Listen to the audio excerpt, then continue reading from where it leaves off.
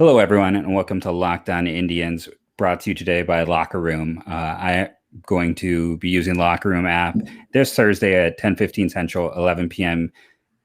Eastern time, and we're just going to talk Indians roster, anything people want. Download the app, check it out for yourself. Locker Room, only right now on iOS. We have a very special guest. I want to thank Eric Huysman, who came in last second, and I literally mean last second. I was all set and I had a guest, and we actually got 15 minutes into the podcast and their computer decided they hated us both. And I just put it in the group chat, and Eric was very nice to hop on and join us for the WK Cleveland Astros. I know, as we in the previews, people really enjoy hearing what other fan bases think of the Indians' chances this year. We'll have some Michael Brantley appreciation time for sure, as I know both fan bases have a love for that player. And, maybe we just start there. Michael Brantley, how excited were you when he re-signed? Well, we were all in shock at the time because on that day, George Springer had just signed with the Blue Jays. And then we heard all this talk about, well, they're best friends, and that Michael Brantley was going to sign with his best friend up in Toronto. And then all the rumors were saying that he was up there. And we're like, really? We're going to lose Springer and Michael Brantley in the same day? Come on, seriously. That's like 2/3 of our outfield. And so it was pretty tough that day, but then all the reports said, okay, wait. Then Mark Berman, a Houston guy, said, hold your horses.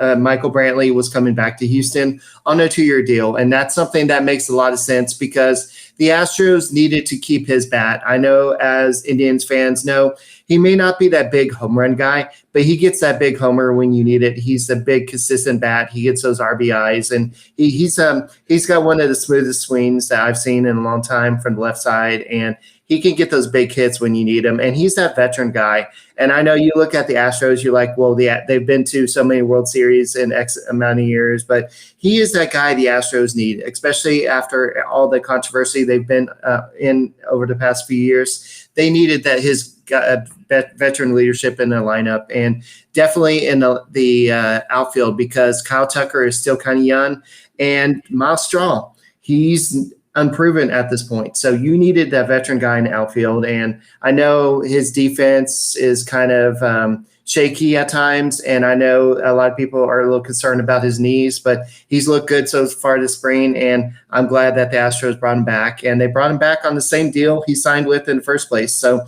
I'm happy with that and looking forward to seeing him play again for the next 2 years. Yeah, and Indians fans for a long time were very down on various trades, and the Indians having to make trades. And it's always like, well, CC Sabathia gave us Michael Brantley, appreciative of that. I think the big shame with his time in Cleveland is that the last year was great, but the 2 previous years before that were in 2016 and 2017 were injury plagued. And I mean, since he's left Cleveland, he's been perfectly healthy, and he is getting up there in age, but the production on a 2-year deal at that amount, I mean, is there really any concern? Like, I understand that, just looking at the Astros, the DH position is kind of held down. By Alvarez, yeah. Yeah. And,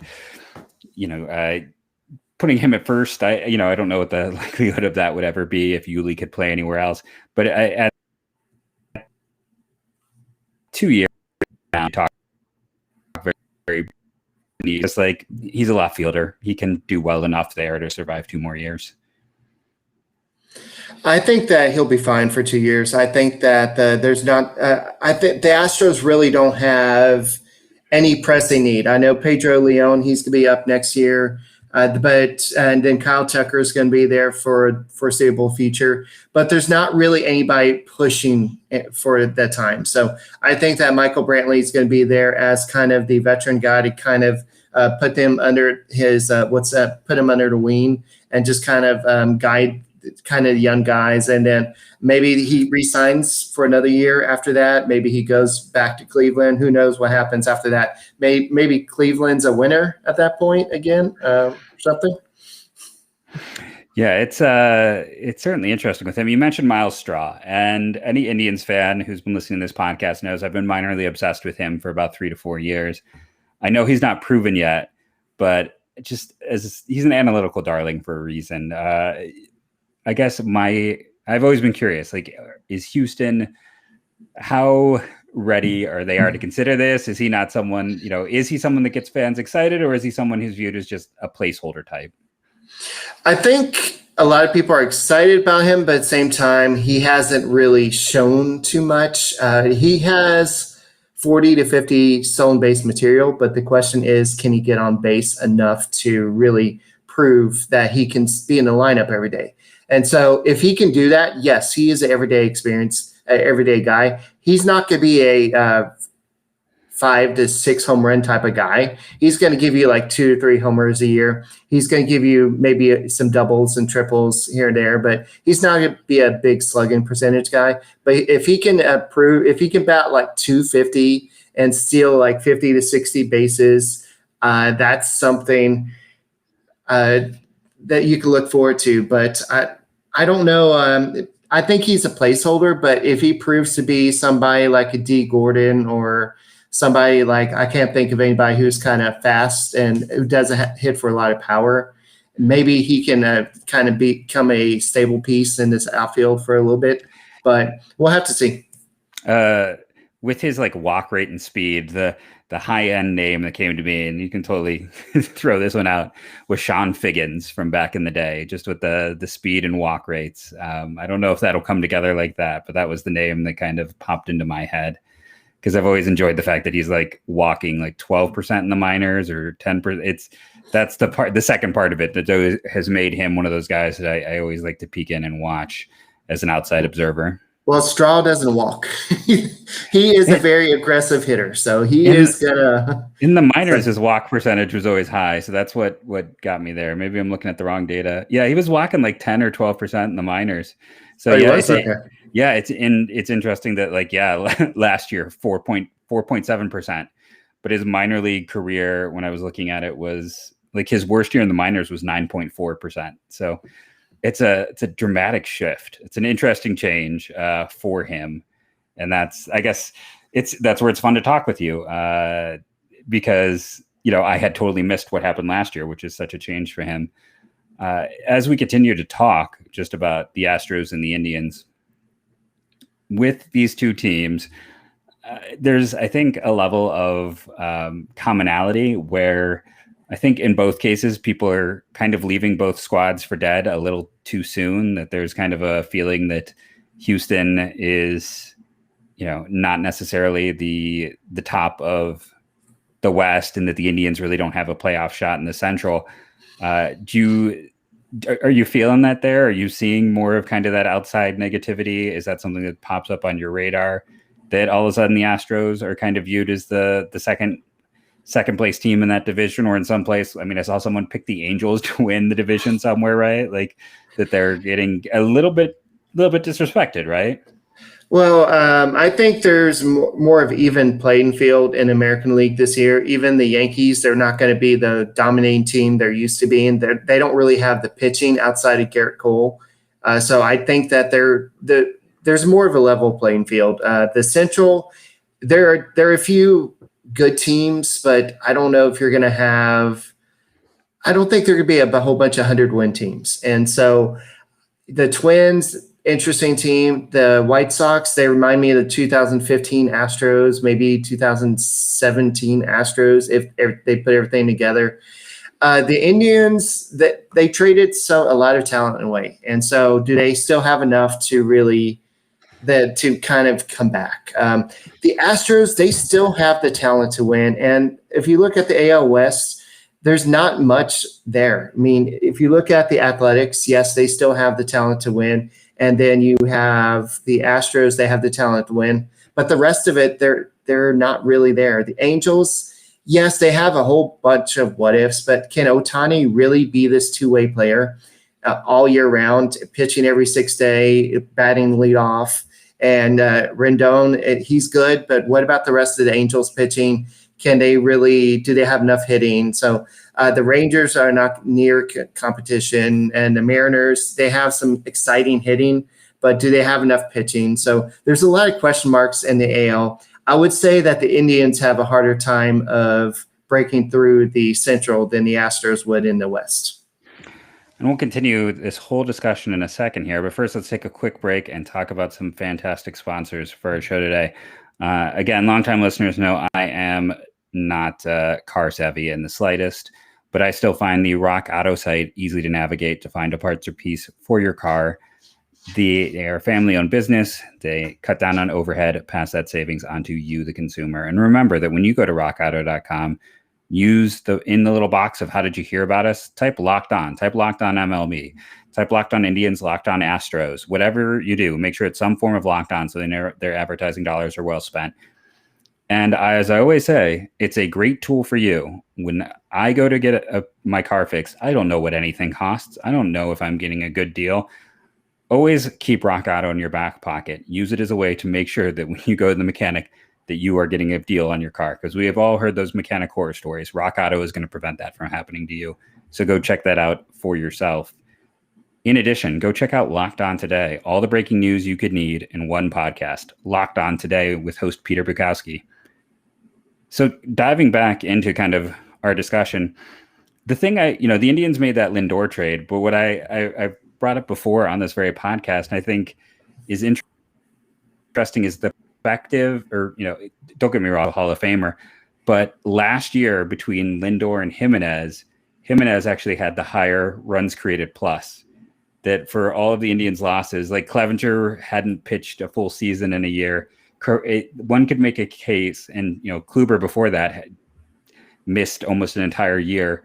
One could make the case that in spite of all of those crazy amounts of trades, that Carlos Carrasco is the piece that has actually been the most steady player for them over these past few years. And that's where I don't deny your point. I think, the Astros have an easier road because it's a very top-heavy division there. And I'm not sold on the Angels. I want to be as a Mike Trout fan, but you have those two, and the Indians definitely have two other teams ahead of them. But I wonder with the situation with the Twins and the Indians being kind of the polar opposite, it's kind of interesting to look at one team that's all bats and the other that's all arms and see what is going to arise or go through there.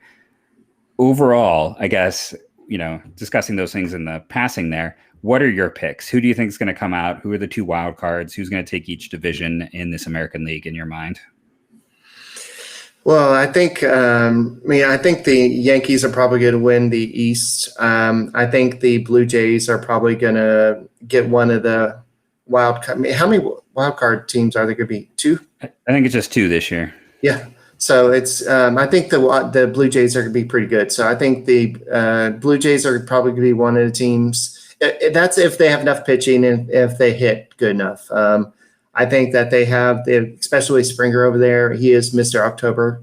And so I think that out of the Central, it's really tough. I mean, there's a lot of what ifs with the White Sox. Do they really have enough pitching? Can they really hold it all together? It's kind of the same thing with Blue Jays. The Twins, do they have enough pitching? Can Berrios kind of shoulder the load? What other starters do they have? There's Berrios. There's Kenta Maeda. Then Michael Pineda, who had the suspension, will be back, and he's their three. Is Randy Dobnik still going to be like 4 or 5 for that? J.A. Happ, they signed at free agency, top of my head. I'm trying to think who else is the final piece. And I'm sure I could just look it up, but it's always that part of you where you want to nail down the pieces in your head. Let's see. Matt Shoemaker is currently listed as the 5th starter according to roster resources. Yeah, so the Indians still have some talent. I know Jose Ramirez, he had a down season, if I remember correctly, from last year. 2 years ago. Last year was the year he finished 2nd or 3rd in the MVP. No, 3rd, because he's been 3rd in the MVP 3 of the last 4 years. So it was, 2019 was the 1 year he did not finish top 3. Now, can Zach stay out of COVID violations and everything? So, yeah, you have Bieber and you have Zach. You have some pitching. The guy I'm interested in is I drafted him in a couple of leagues. He's your other starter. I can't think of his name right now. Savali or McKenzie? McKenzie, yeah. Yeah, McKenzie, he's an unicorn. undersized guy, right? He's undersized, or he's underweight. He's 6'5", like 170. So he's big, but he's got no weight. He's a complete unicorn. I always tell this story because it's humorous to me that a few years ago, like I did a Baseball Reference weight height search with him, and only one player popped up as a starter who had pitched in more than I think 100 games, and it was Jason Schmidt, the former Pirate starter. So I tweeted that out. Now I did not tag Jason Schmidt, but he found that tweet and responded to it and let me know that was his high school weight and things had changed by the time he got to the big leagues. So he's McKenzie, if he works, is the definition of the unicorn, like something that we have never seen ever in baseball. There's never been a starter with his height and weight who has lasted. Okay. Yeah. So I think it's kind of really toss up. There's a lot of what ifs in the Central. And so I think really it's a 3-team race. The Tigers, they're nowhere close to competing. And so I think the Indians have as much a chance as anybody to win. So. Yeah, it's as you're just talking about it, it's fun to think how many potential wild cards. Like I went to look just in general at like the American League teams, and you're like, I mean, even like Detroit and Kansas City aren't going to be good, but they're at least trying. It's like, is Texas and Baltimore and Boston the only 3 teams that aren't at least trying this year? At least trying. The Mariners are probably out too. So, but they're at least trying to put a foot forward, right? They're kind of in that group with like the Tigers and the Royals, where the Mariners are trying to show improvement, right? They're kind of in the first step of trying to get better. Yeah. I feel like it's like Baltimore is still all in the bag. Boston's, I mean, for their market, they're not doing anything. And then Texas is obviously selling off everything that isn't nailed down. So it's unlikely a Seattle or a Detroit or anyone like that is going to make the playoffs, but it's going to be so much harder for teams because everyone's at least giving an effort. You go over the National League and you can pull like 8 teams that aren't even trying this year, but in the American League, it's just 3 squads that aren't actively trying to do something to improve this year. Right. And that's going to make it just you wonder then, does that benefit the American League East teams more than anyone else? Because there's Baltimore and Boston. Does that make like New York, Tampa, Toronto have? Oh yeah, I forgot about the Rays too. Yeah, geez. Forgot about the Rays. Yes, those teams are going to beat each other up, but then having that advantage of 2 teams that aren't even trying in division, are they still an advantage? It feels like, well, the Astros have the Angels, and the Angels are going to be decent, but they have the Mariners and the Rangers too. So yeah, everybody has the 2 teams they're going to be able to beat up on. So y'all have the Royals and the Tigers. So yeah, it's just like I said, it's the fun perspective of at least the American League.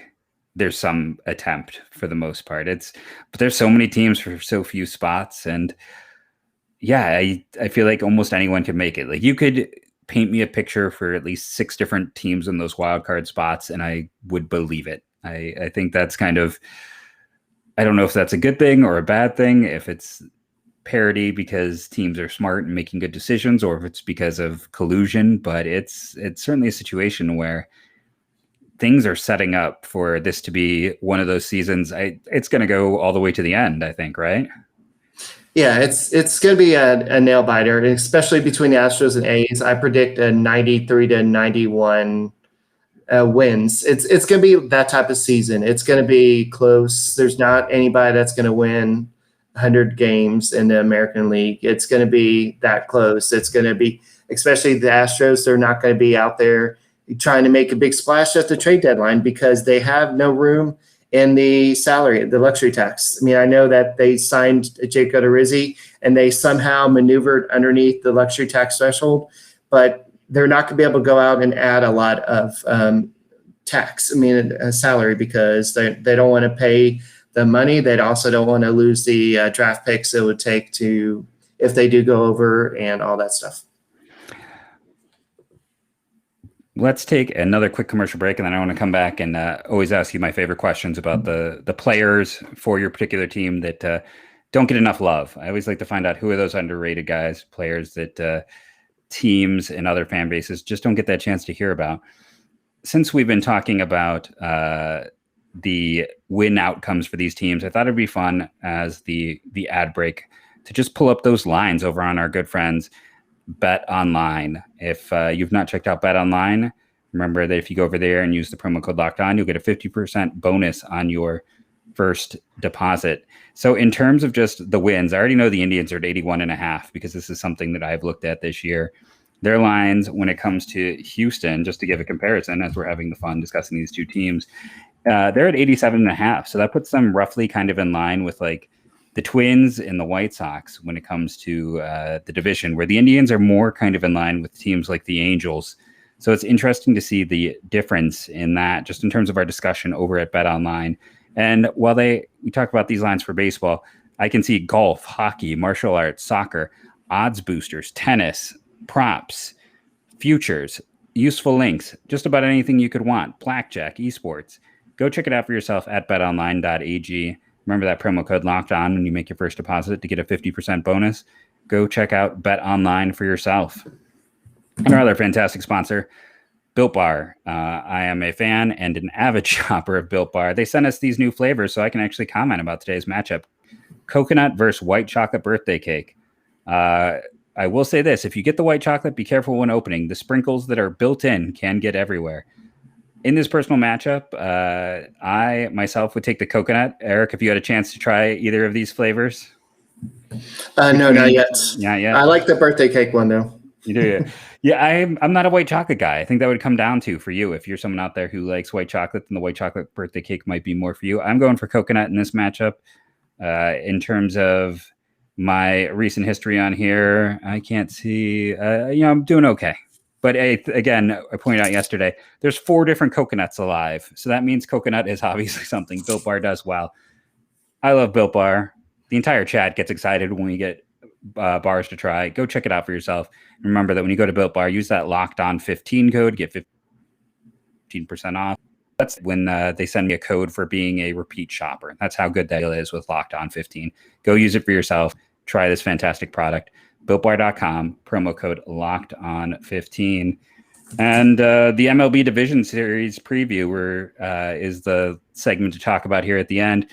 Go listen to the MLB flagship station. We're going to be running our preview series with all the hosts answering a series of questions. It's a chance to kind of find out more about teams you may not follow. Go check that out for yourself. And now that we've gone through and talked about that, who is the guy on the Astros that people are underrating or overlooking or just missing in general? I'm not sure if there's anybody that people are underlooking. I think people are maybe good question. I would say maybe Christian Javier.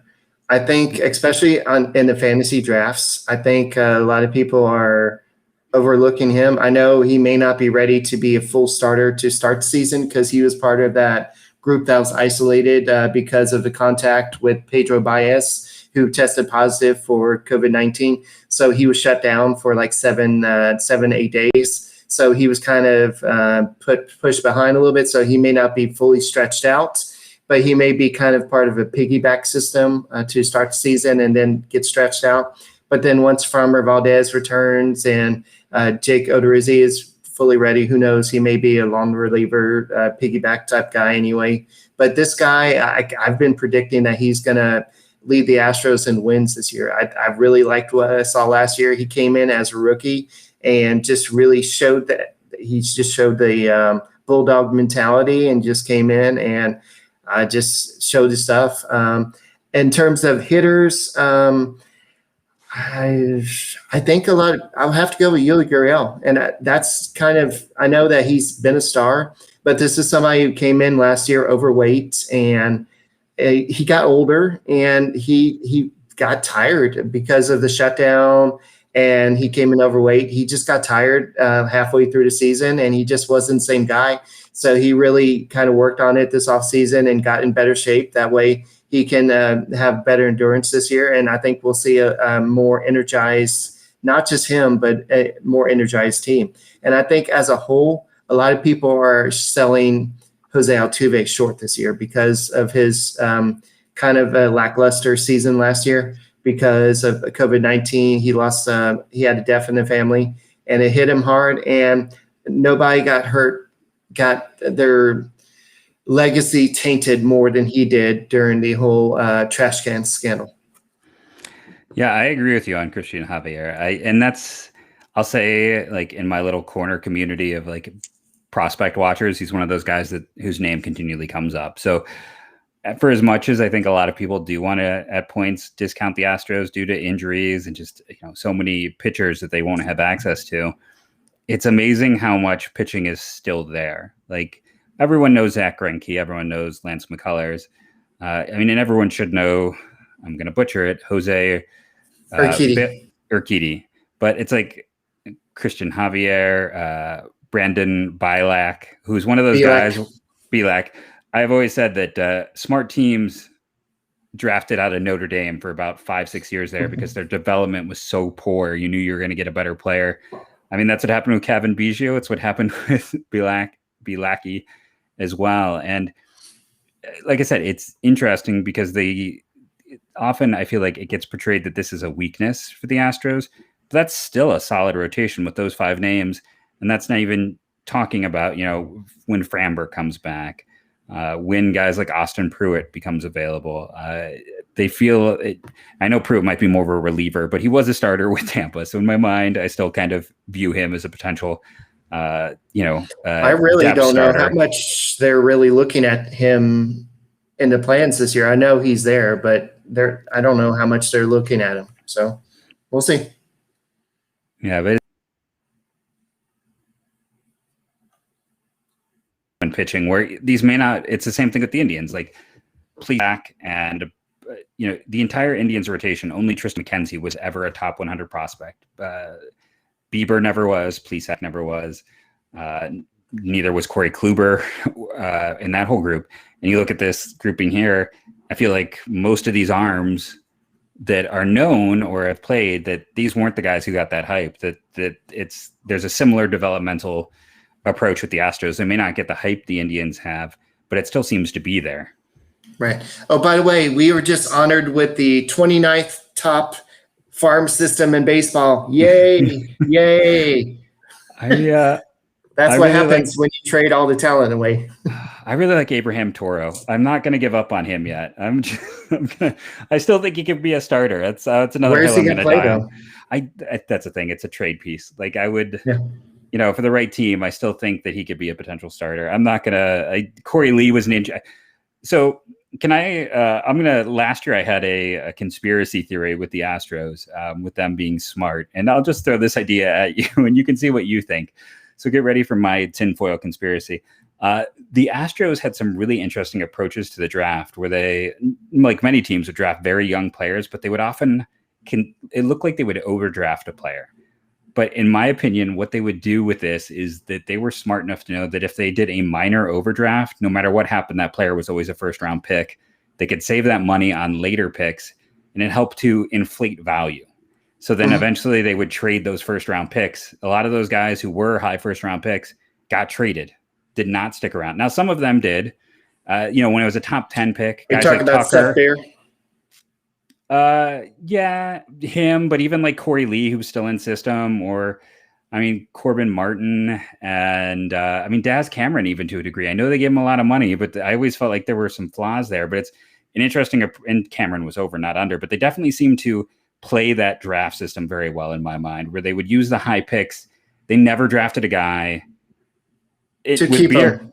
Yeah, and even with Beer, like Beer is the great example. They put him in a situation where he was going to rake, allowed him to inflate his value, saved money, and then flipped him for more down the road. And I think that they played the system, as I guess what I'm trying to get at, that of all the things they do, that maybe the more important pick was never the first rounder for them. The money with the first round pick was important, but it was more that those secondary picks that they would then spread that money out over. Yeah, it's kind of like what they did with Carlos Correa back in the day. They signed him for undersought value, and they gave the money to give. Now, I know that was Jeff Luhnow way back when, but they used that money to sign Lance McCullers Jr. because they signed him for more than slot value. So yeah, that's something that they've done in the past, and they try to go for the cheaper player. That way, they can have more money later on. So yes, you're right there. To a certain extent. Yeah, like I said, I think it's interesting, and I know they've had many changes there because of everything that happened, but it's still a similar root system of what's in place, and I'm curious to see how they rebuild the rest of this system, because as you said, they're at a situation where they've traded from it, and they've also lost some pieces, and it's going to be interesting, but it feels like every year they're finding someone new. Every year they can still find a trade asset. And I mean, this is an old listing. If I went and I looked at a 2020 list, I could see actually who are their top prospects or 2021 list now. But I don't know. I just never feel like that organization is out when it comes on prospects. Like no matter how much people want to leave them for dead, they're not dead. They got 5 guys you don't even know about yet. Yeah, the Astros, they have talent. They're just not the big names, the sexy names. They're the ones that are going to help you. They're just not going to be the superstars.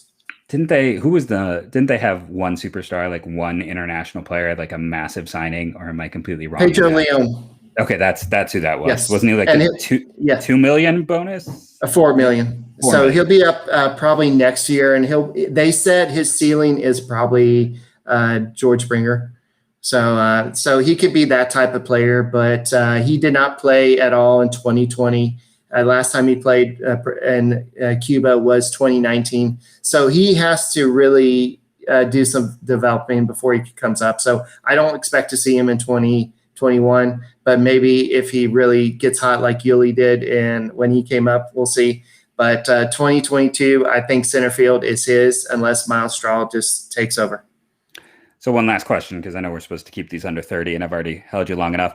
So who's the top prospect at this point then? Is it Pedro or is it Forrest? Who would you say is still the top guy? Oh, my elbow.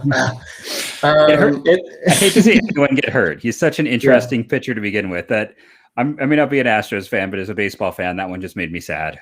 Yeah, it's probably still Forrest Whitley, but he's not going to be able to really contribute to the Astros till 2023 at this point. So I think it's probably either Jeremy Pena or Pedro Leon. I think more eyes are on Pena right now because what he did in Dominican League. But I think once we see I think they're going to start Leon in maybe Double-A, and we'll see what happens this year. But I think that this guy, once we see what he can do in professional leagues, I think this guy is going to create a storm. Everybody's be like, bring up Leon, bring him up, bring him up, bring him up. So I think he's probably going to finish the year on top. And I think that they're going to probably be dropping Forrest Whitley down out of the top 100 list pretty soon. You talk about with Pena, and I just remember his time at Maine. I remember writing him up. That's the only time I've ever followed the University of Maine for baseball. That's what comes to mind when you mentioned that name. I was like, wow. But he has certainly skyrocketed, and is Indians fans. Yes, correct me if I'm wrong. Isn't that Tony Pena's son? Right? I believe so. Yes. It's not listed on what I have, but I believe in my memory that's there. And then. Like I said, it's always fun to have those ties. Joe Smith, another former Indian, is another Astro there. And more than anything, I want to thank you, Eric, for coming in, pinch hitting as it were, and filling in a spot. I hope you had a fun time having just a random baseball discussion. Where can people find you who are listening to the podcast? You can find me at Eric Talks Astros, and you can find the show at Locked On Astros. And like you do, we just talk about the Houston Astros every day and enjoy doing it. And I'm about to go join Brett and do the Locked On Astros podcast and probably go to bed. Again, my sincere thanks. And go check out Eric. And as I say, to end the podcast, at least for the next year, maybe 2, go Tribe.